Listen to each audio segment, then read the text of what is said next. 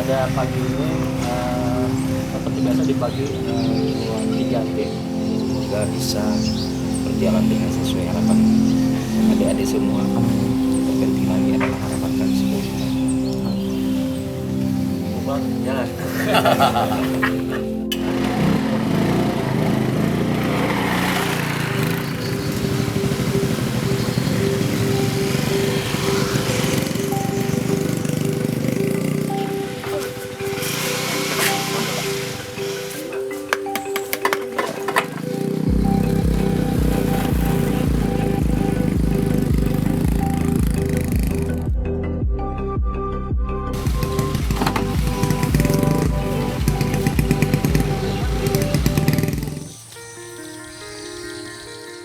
Untuk aliran Sungai Rongkong itu orang masih dominan ke padi.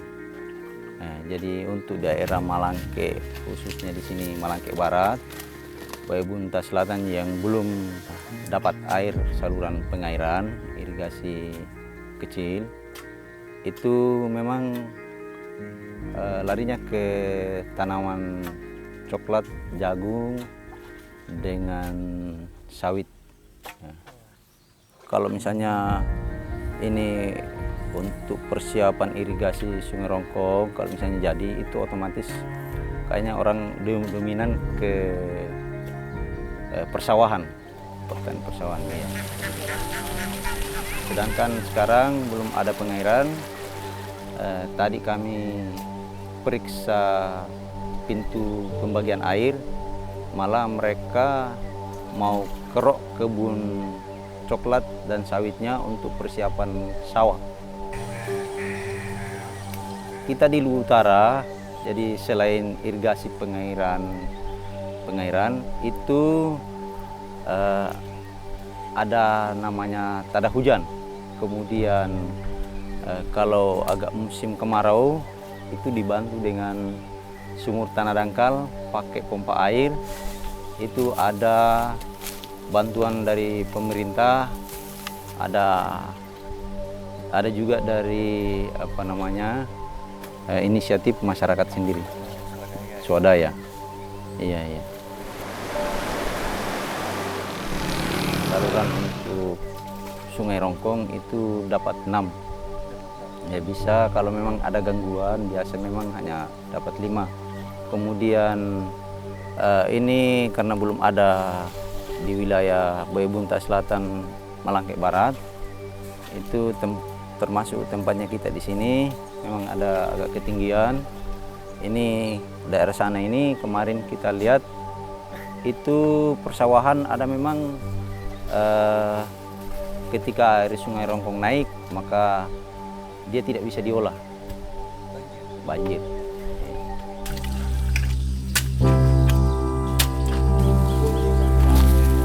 Ya, Sungai Rongkong itu dulu berpindah-pindah dulu. Artinya berpindah-pindah, bercabang juga. Mana yang setiap banjir itu pindah lagi ke cabang yang lain. Misalnya Teturi pernah dipindah di Selubongko, di Tepo juga pernah. Ya dulu itu kecil daripada ini. Oh gitu. Ya kecil. Kira ada 10 meter ada. Wah, terlalu itu ada berkisar 30-an lah. Ya dulunya itu di sini belum ada ini namanya kau-kau, itu ikan dia cari, pencari ikan. di sungai-sungai itu, macam pasang jaring untuk tangkap udang, pasang itu ada namanya itu kalau bahasa di sini itu kopa untuk tangkap udang. Itu mulailah berkisar tahun 70-an. Tahun 70-an. Ya, mulai 70-an ya, mulai bertani. mulai bertani. Nah, bertaninya itu padi atau apa? Coklat dengan jagung. Berarti padi belum ya? Belum, Tahun itu ya? belum. Berarti padi itu baru-baru aja mungkin. Ya, kita berharap supaya bagaimana caranya Sungai Rongkong ya, dibendung untuk mengeri yang belum ada pengerannya, supaya banjir itu agak kurang sampai di sini. Biasanya kan kita sudah menurunkan benih, tapi begitu datang air lagi, gagal lagi. Biasanya seminggu, ya seminggu. Tapi itu kan turun baru naik lagi.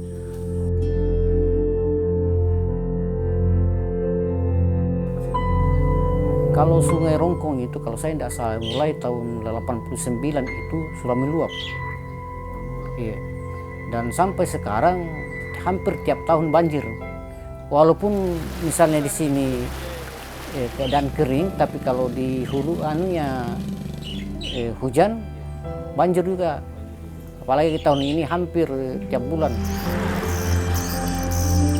Itu harapan kami sebagai petani di sini, mudah-mudahan Sungai Rongkong ini bisa ada pengerannya sehingga di samping mengendalikan banjir juga bisa untuk mengeri sawah-sawah kami, sehingga kami petani itu bisa memaksimalkan potensi yang ada.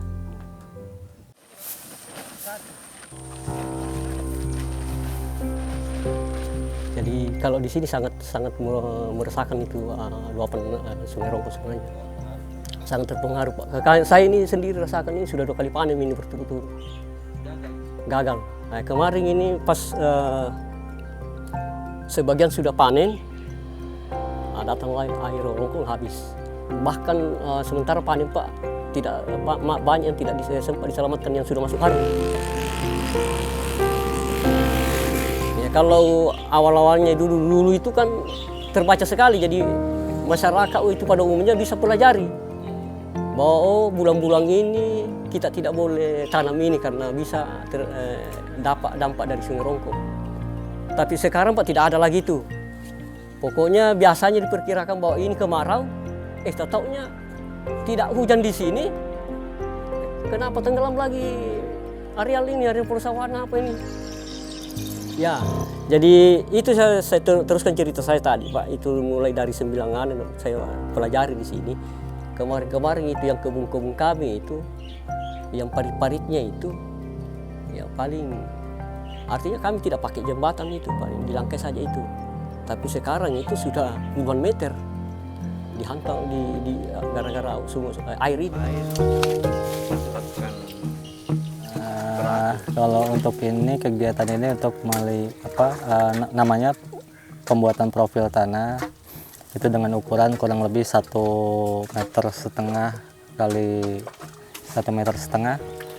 Tujuannya untuk melihat penampang tanah secara alami tidak terganggu, dan maksud dari melihat ini secara tidak terganggu itu dengan tujuan nanti lebih detail dari tekstur tanahnya, dari struktur tanahnya, kemudian dari zona perakaran. Nah, dan zona perakaran itu sampai berapa dalam kedalaman akar itu sampai di dalam tanah itu dari atas.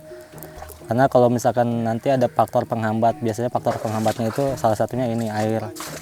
Semakin banyak air dan semakin tingkat laju permeabilitasnya semakin buruk, maka biasanya akar tanamannya itu tidak akan dalam. Kalau kesuburannya nanti kita akan membawa sampel dan akan dibawa ke laboratorium yang lebih jelas nanti datanya dari melihat unsur hara makro dan mikronya. Kemudian kalau untuk segi fisiknya secara umumnya kita dapat melihat bahwa tanaman yang akan kita rencanakan untuk pertanian itu apakah memiliki faktor pembatas yang sangat potensial untuk merugikan petani atau menguntungkan petani atau tidak ada penghambat gitu. Jadi kan rencana ini kan sebenarnya untuk pembangunan rencana saluran irigasi Sungai Rongkong untuk lahan-lahan pertanian di Kecamatan Malangke Barat. Ini dari segi penamaan USDA tahun 2014 itu masuknya ke arah Taipik Endo-Aquep.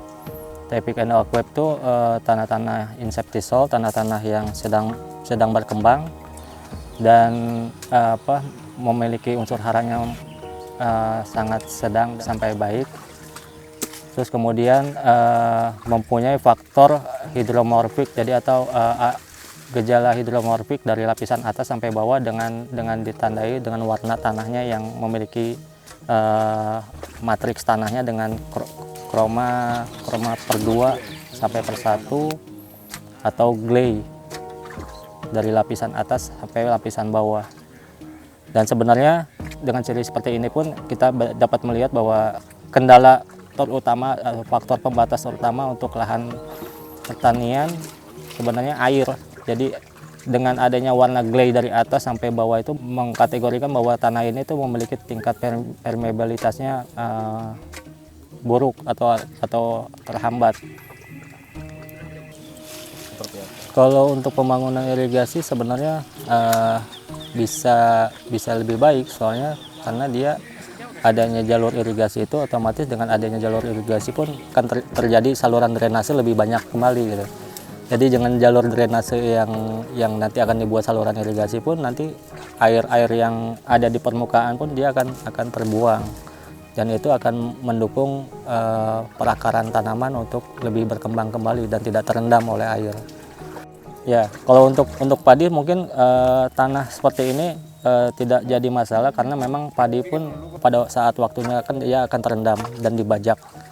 Kemudian tanahnya itu pun pasti akan terendam.